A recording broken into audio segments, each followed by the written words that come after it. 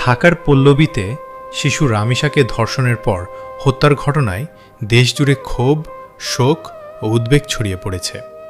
এই মর্মান্তিক ঘটনার পর নিহত শিশুর বাবা মায়ের সঙ্গে দেখা করেছেন প্রধানমন্ত্রী তারেক রহমান। আল্লাহ, আমি জানি না আল্লাহ তাআলা আমারে কোন পরীক্ষা করেছে, এই দুঃখ, এই কষ্ট, মৃত্যু ছাড়া আমার আর কোনো শেষ নেই স্যার।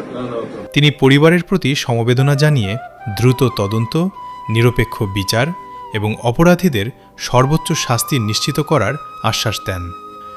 এই অন্যায়ের সাথে যে জড়িত তার বিচার আমরা আগে করতে চাই, তার বিচারের ব্যবস্থা আমরা আগে করতে চাই, এইটা আমরা আগে প্রথমে করতে চাই।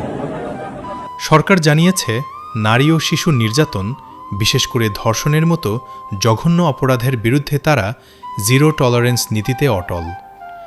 ধর্ষণকে শুধু একটি অপরাধ নয়, বরং সমাজ ও মানবিক মূল্যবোধের ওপর গুরুতর আঘাত হিসেবে দেখা হচ্ছে।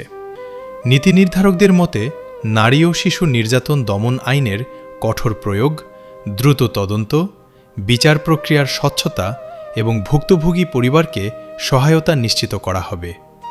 পাশাপাশি অভিযোগ গ্রহণে অবহেলা, রাজনৈতিক প্রভাব কিংবা অপরাধীদের আশ্রয় প্রশ্রয় কঠোরভাবে দমন করার বার্তাও দেওয়া হয়েছে।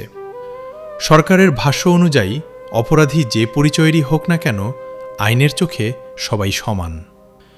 বিশ্লেষকদের মতে, কঠোর আইনের পাশাপাশি সামাজিক সচেতনতা, নৈতিক শিক্ষা ও নারী শিশুর প্রতি সম্মানবোধ গড়ে তোলাও জরুরি।